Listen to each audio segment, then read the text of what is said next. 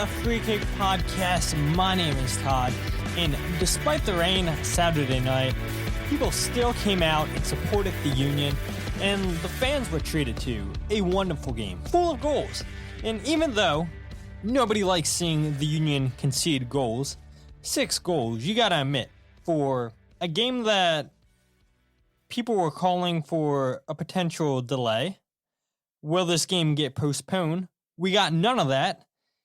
You saw a lot of goals. 6 goals in this game, so you got to be happy if you're a casual soccer fan and you say, oh, no goals were ever scored in soccer. Well, you were treated to 6 of them Saturday night, and walking down from the press box to the press conference room, you could feel the excitement of the people, just looking at all the smiles on people's faces, something that I don't think I've felt all season long.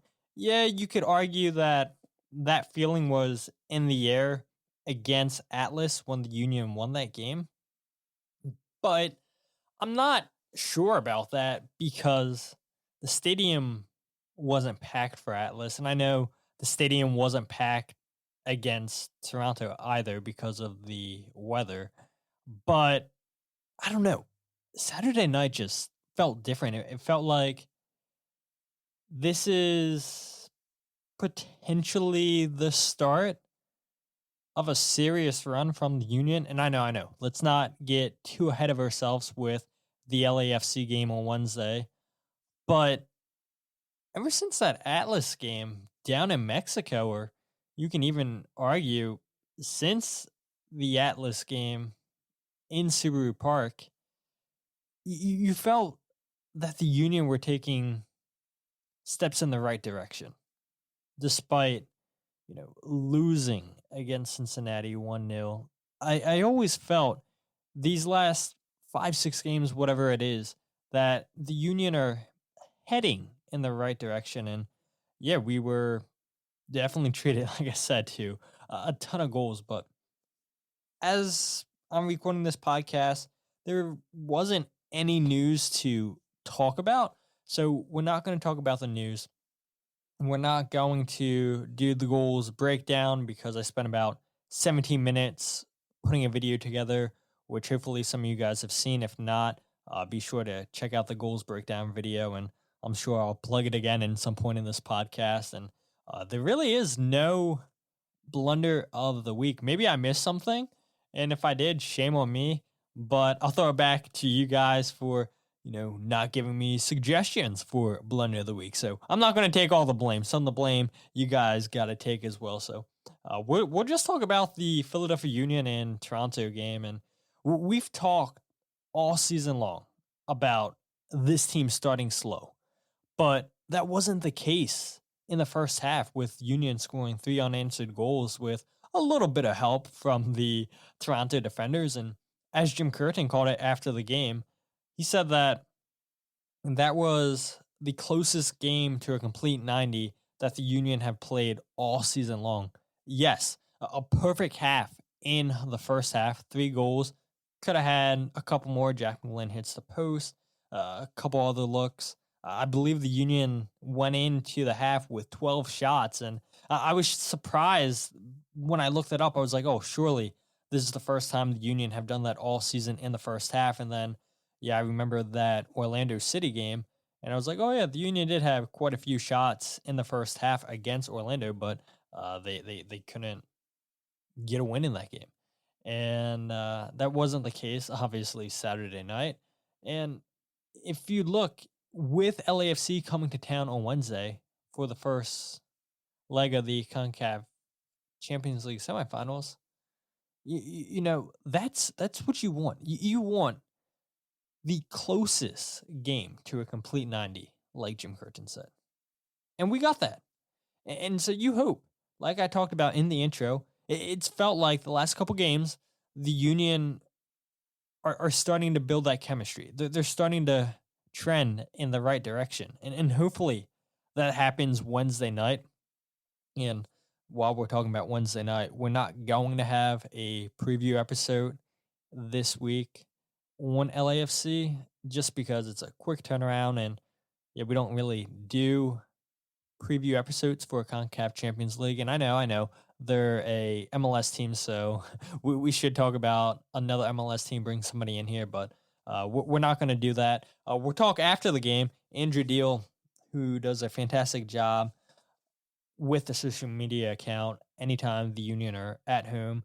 He tries his best to make it out to every single game, and thank you to his wife for allowing Andrew to drive 2 hours to the game to come do social media and to enjoy soccer with me. And Andrew put out a tweet, and I think he's right, where since last year coming to games with me, tweeting off of the Free Kick Pod Twitter account, I don't think the Union have lost the game. And yes, Andrew's coming to the game Wednesday night, so if the Union lose, then everybody can go ahead and blame Andrew for that loss. But I don't know. He has a pretty good record, and hopefully that stays intact Wednesday night.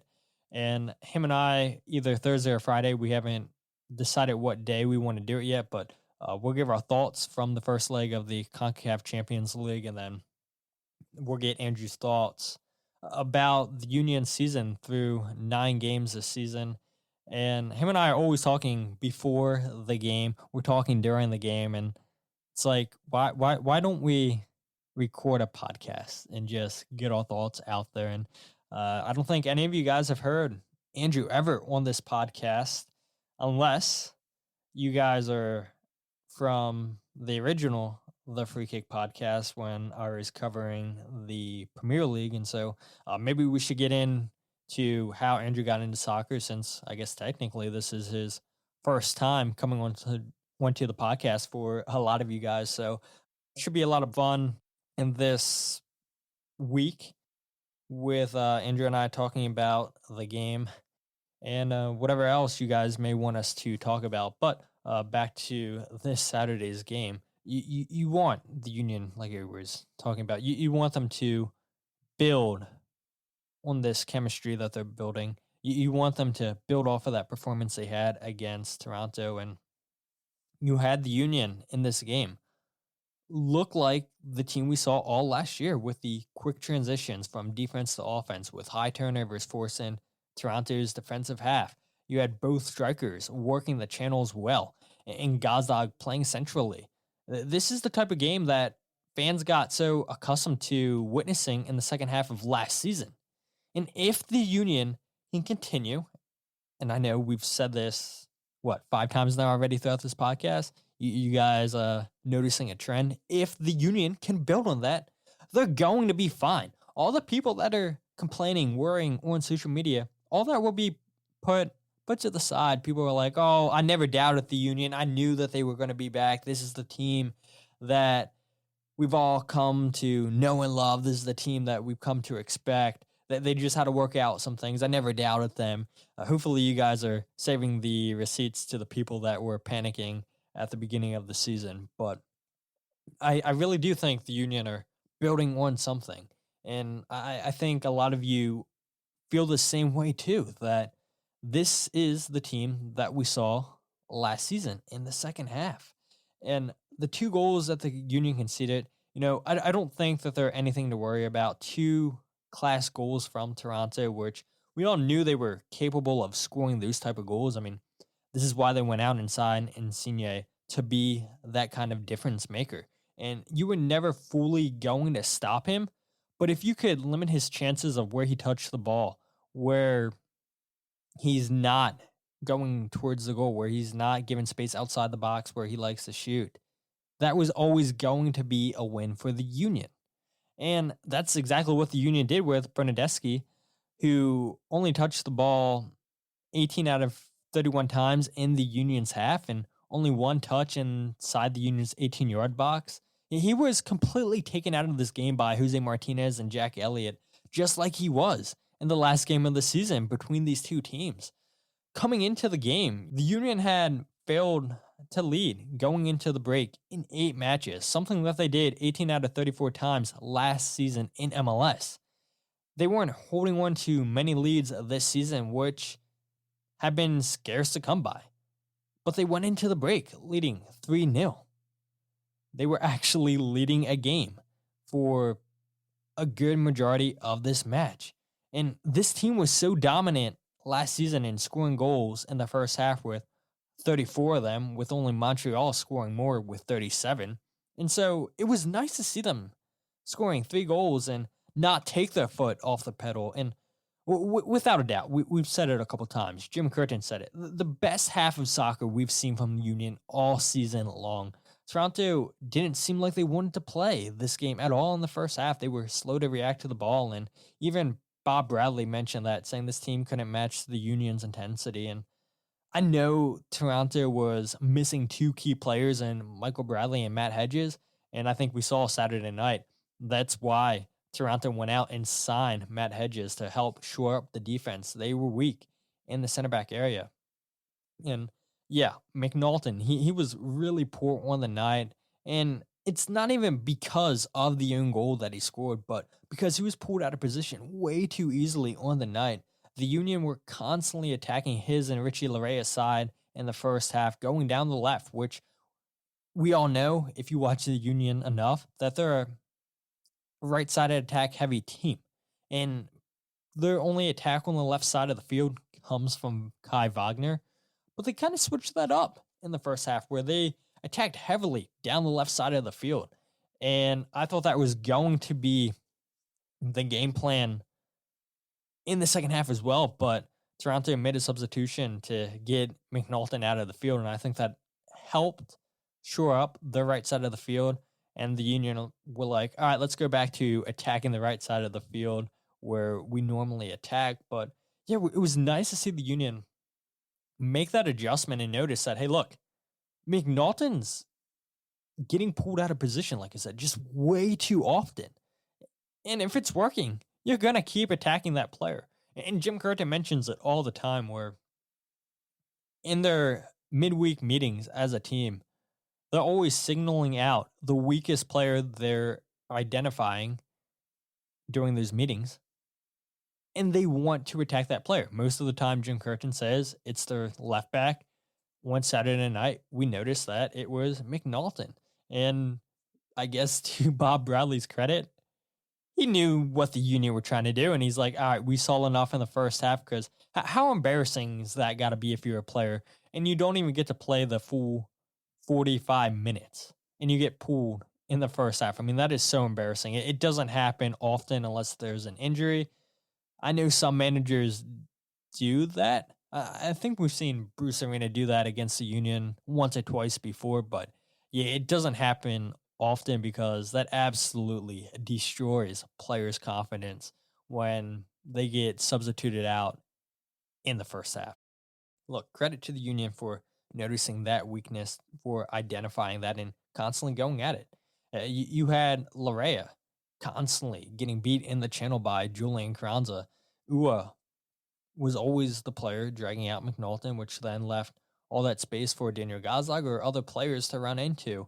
Like we mentioned, Jack McGlynn had a shot in the first half that hit the crossbar, and I think even he was shocked at all the space that he was given to shoot. He was 100% looking to pass that ball, but he saw an angle where, look, I've got to take the shot, and he couldn't have hit that ball any better.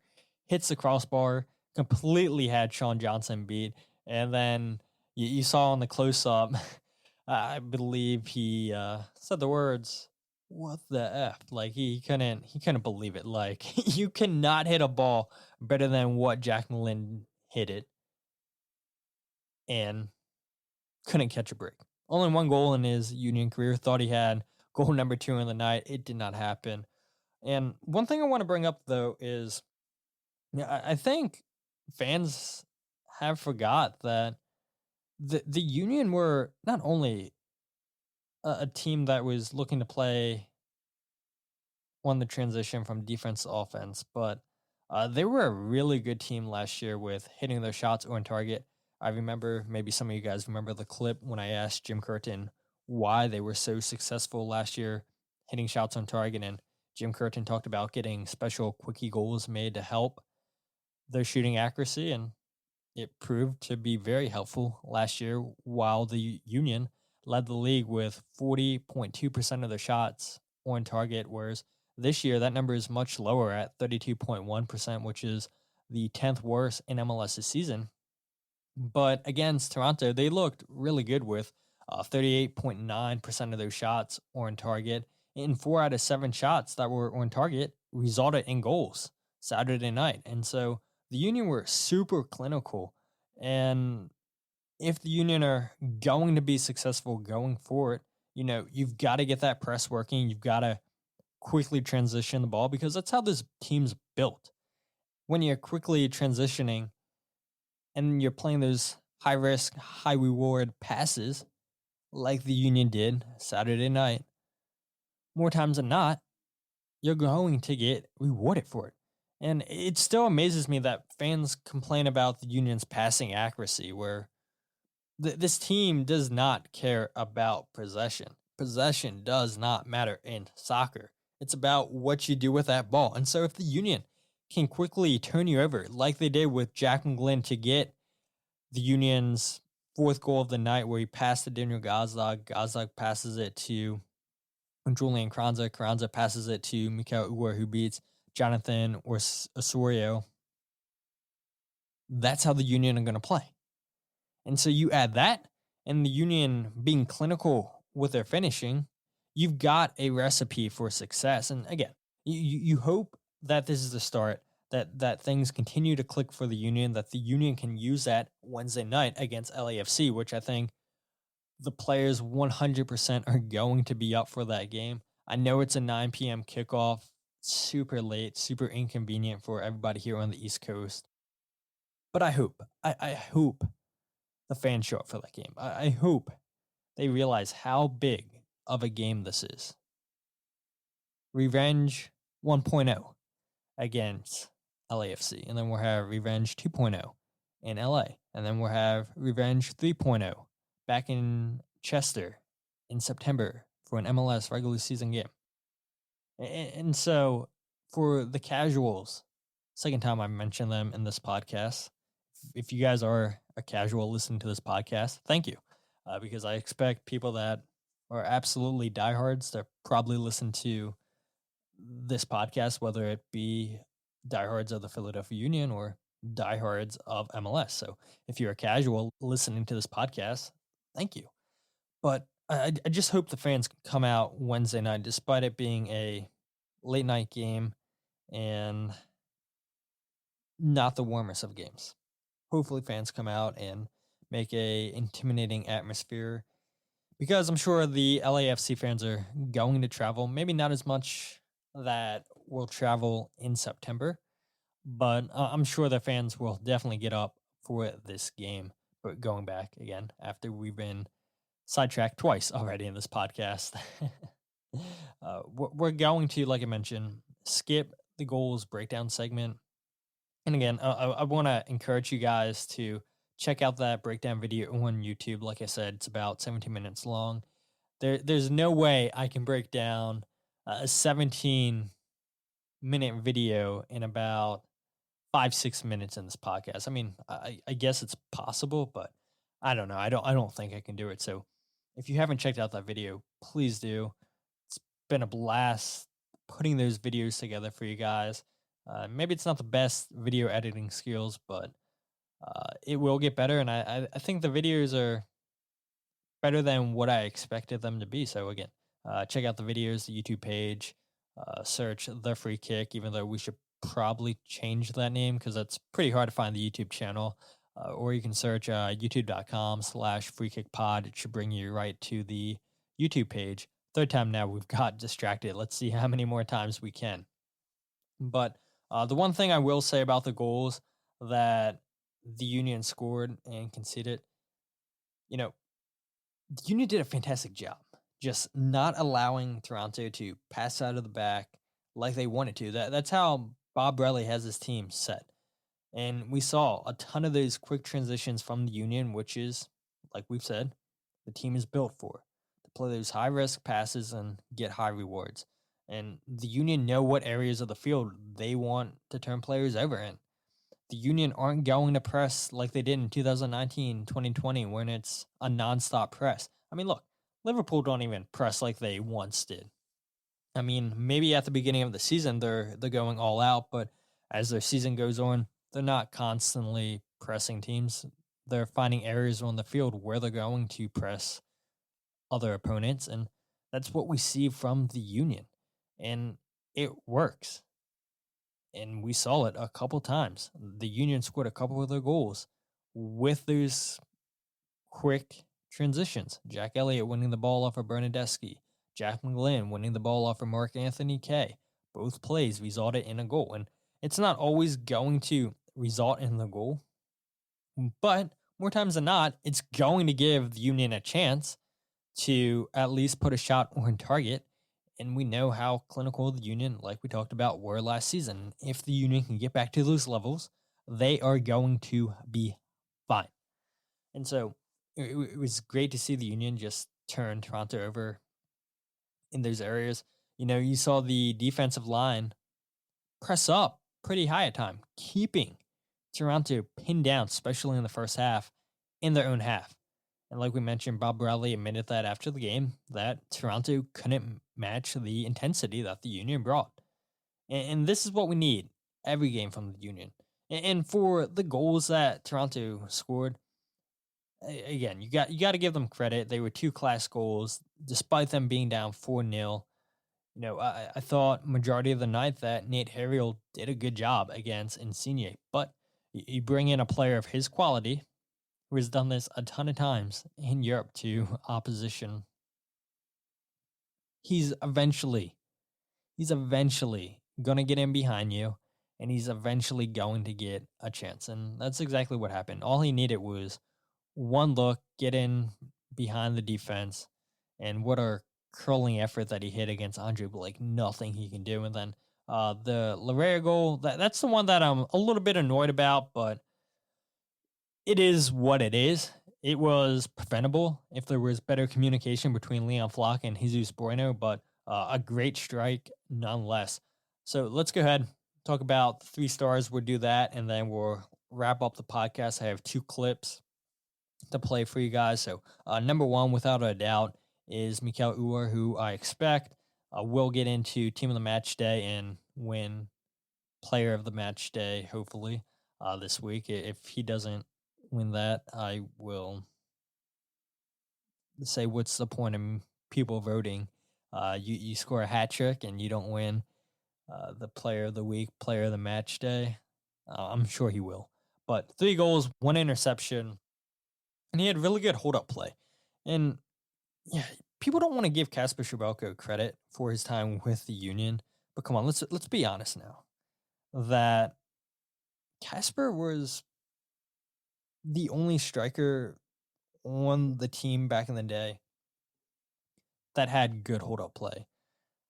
I know at times, his touch let him down, but so did Sergio Santos and Corey Burks. And to see both of our strikers, and Julian Kranza and Mikael Uhre, have good touches, and to see Mikael Uhre have as well as hold-up play as he's had, I think, since he's been here with the Union, it's really good to see, because typically the Union are running Mikael Uhre in those channels using his speed. And they did a lot of that with Julian Kranza instead Saturday night. And not saying that Julian Kranza can't do that, because we've seen him do it in the past as well. But typically it's Mikael Uhre who's doing that, while the Union constantly try to get Julian Kranza on the ball, where he's trying to get involved with 1-2s with Daniel Gazdag. Now they're feeding Mikael Uhre out into the channels. Didn't see that as much Saturday night, but that's fine. It's fine. Switch it up every now and then, because it proved to cause issues for Toronto on the night.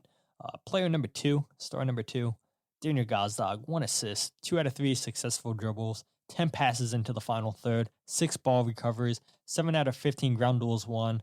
And Jim Curtin was asked after the game about Daniel Gazdag getting to 50 goal contributions already with the Union. Remember, he came in 2021, and so many people on social media said, "Oh, this guy's a bust. They're ready to write him off." And then puts up a MVP-like season last year with the Union.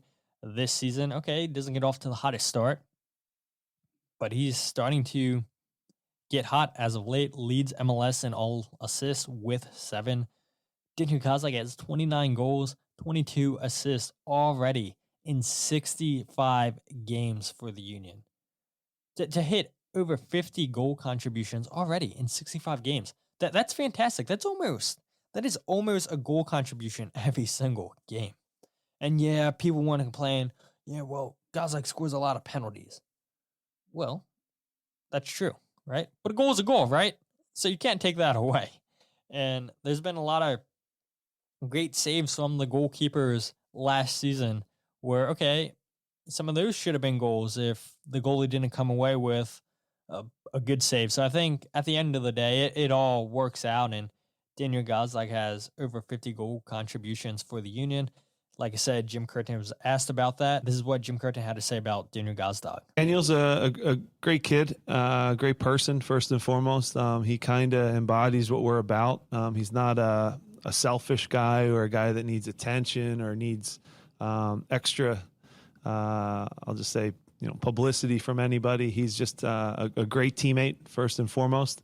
And I think that the way he plays, while of course he does set up a ton of goals with his great assists, and he scores a ton of goals. He's a team first guy. He just wants to win. He wants to get 3 points. So obviously to hit 50 this quickly is pretty incredible. And he's also a guy, and I'll say this because it's I think it is part of it. When he moved to a DP contract, he wanted more pressure. I think that's the way he is, and that's the mindset that he has. He feels more ownership, and he feels like he wants to help even more. And that's an attitude that I love. Sometimes guys get comfortable or complacent, but he wants to do more and contribute more. So great person, great kid, and really happy for him to hit that milestone. Yeah, and we talk about it all the time, in that the Union, when they're scouting players, they use that Philadelphia Union value. They know what to look for in these players. They want them to be family people. And they want to make sure that these players fit in well with the locker room. And so they look for all characteristics like that when they're scouting these players. And they're doing their due diligence when they're signing these players, unlike some teams in MLS. But we don't have to worry about that as Union fans, Union supporters, people that cover this team.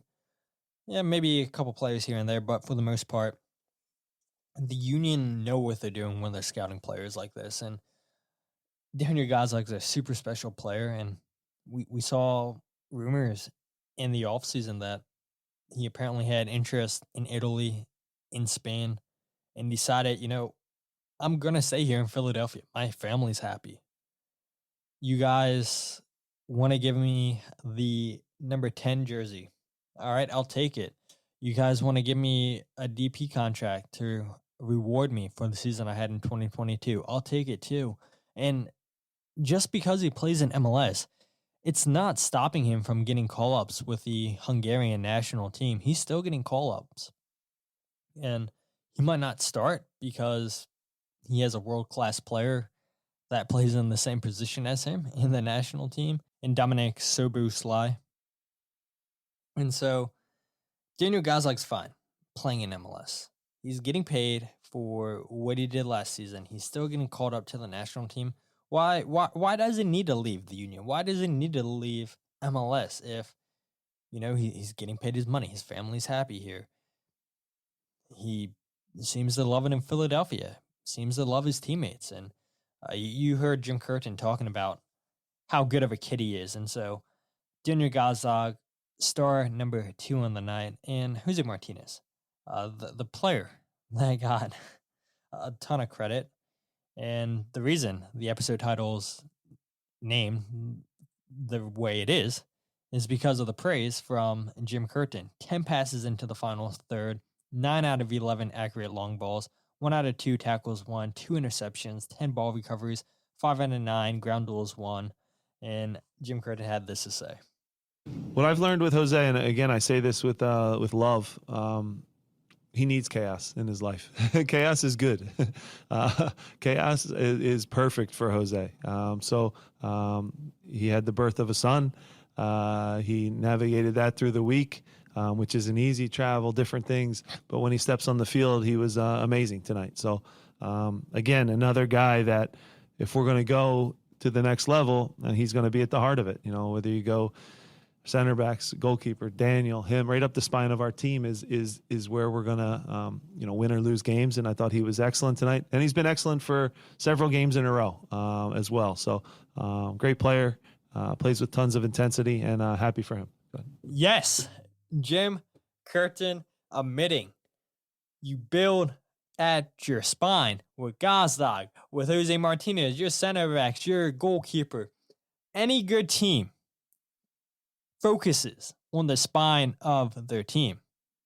And to hear Jim Curtin say that, that's a win for all of us that value defensive midfielders, because defensive midfielders are hard to come by. And we all loved Harris Medunanen, but in this type of system, the Union want to play where you need a defensive midfielder that can play defense. It is crucial to have a player like Jose Martinez. And I was curious, looking at stats, what's the Union's record with and without Jose Martinez on the field? And to my surprise, it's not much different. And so in 73 games, starting with the Union, playing with the Union are with Jose on the field, 36 wins, 16 losses, 21 draws. So that's 49.3% of those games resulting in a win. And you take the wins and the draws together, and that's 78% of games that the Union don't lose. And then in 22 games without Jose Martinez, 11 wins, 4 losses, 7 draws. So 50% of those matches result in a win, with 82% of those games not resulting in a loss. And so I know it's not the biggest sample size when Jose Martinez isn't on the field, but there really isn't much difference that I thought there was going to be. I thought the Union would have lost a lot more games without Jose Martinez, just because he's so crucial for this team. And we all know that he's a great defender. But one thing that I've noticed is it seems like the Union are giving him at times playmaking abilities, wanting him to make the play with the ball, not just winning the ball. But you saw 9 out of 11 long balls that were accurate against Toronto. They want Jose to win that ball back and now quickly transition, play Julian Kranza, play Mikael Uhre into space. And Jose Martinez seems to be thriving in that role. And I hope for the people out there that give Jose Martinez hate, which is crazy that, somebody like Jose Martinez can get hate from this fan base. Oh, he's too aggressive. Oh, he has too many yellow cards. He gets too many red cards. Come on. He knows what he's doing. It's good to have a player that knows how to set the standards for the game. That's going to start those hard crunching tackles. And look, we've seen Jose Martinez at times this season be the player to try to calm things down, which, if Jose Martinez is that player, you know you're in for a chaotic game. And so for Jim Curtin to admit that Jose needs chaos in his life, that he thrives in chaos, that's how you get the best out of Jose Martinez. I think Jim Curtin's onto something. And so those are the 3 stars on the night. A terrific game for the Union. Hopefully they can continue this. Hopefully Andrew doesn't jinx LAFC this Wednesday night. Hopefully we can get multiple goals this Wednesday against LAFC. Wouldn't that be something if the Union put up like 6 goals on the first leg? It's not going to happen, but hopefully. Now I'm thinking about it, these players, of course, are thinking about the final, and they want to get revenge for the final last year. But in doing so, you can make mistakes trying to push too much, and now here's LAFC trying to counterattack. So I'm sure Jim Curtin's going to have the team ready. He's going to tell them, hey, look, don't try to win this thing in the first 10 minutes of the game. Conserve your energy. Our chances will come.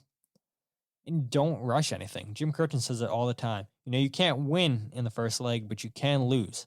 And with the away goals in effect in this competition, it's important that the Union keep that clean sheet. LAFC are going to get their chances, but we need the fans. We need you to come out this Wednesday, bring the noise, and hopefully the Union can win leg one against LAFC. But if you guys enjoy the podcast, as always, be sure to follow on social media at Free Kick Pod on Twitter, Instagram, and Facebook, wherever you get your podcasts, The Free Kick. If you guys haven't yet, leave reviews on Apple Podcasts, on Spotify. 5 stars are the best, but feel free to leave whatever rating you think this podcast deserves. And I can't stand the people that leave the negative stars, the low stars, without a comment. And so if any of those people that are listening to this podcast have done that, at least explain why you don't enjoy the podcast, even though not many people have done that. And the people that have left low stars have explained why. So hopefully you people that have done that are still listening to the podcast, and hopefully I've corrected some of the things that you guys complained about. But yeah, leave reviews on Apple Podcasts, Spotify. I don't know if Google has reviews. Follow the podcast on YouTube when we do our goal breakdowns, fan interviews, which obviously we weren't able to do fan interviews against Toronto since it rained. Did not want to go out there with thunder and lightning and get soaked because all of you guys, as well as myself, were undercover. So yeah, follow all the social medias, continue to listen to the podcast, and completely went off my script. So now I'm stalling for time, trying to get back on track. What, our 4th time getting distracted in this podcast. And check out the website, thefreekick.net. And that's pretty much it, right? So we will see you with a review episode of Leg 1 with myself and Andrew Deal. But until then, my name is Todd, and this is the Free Kick Podcast.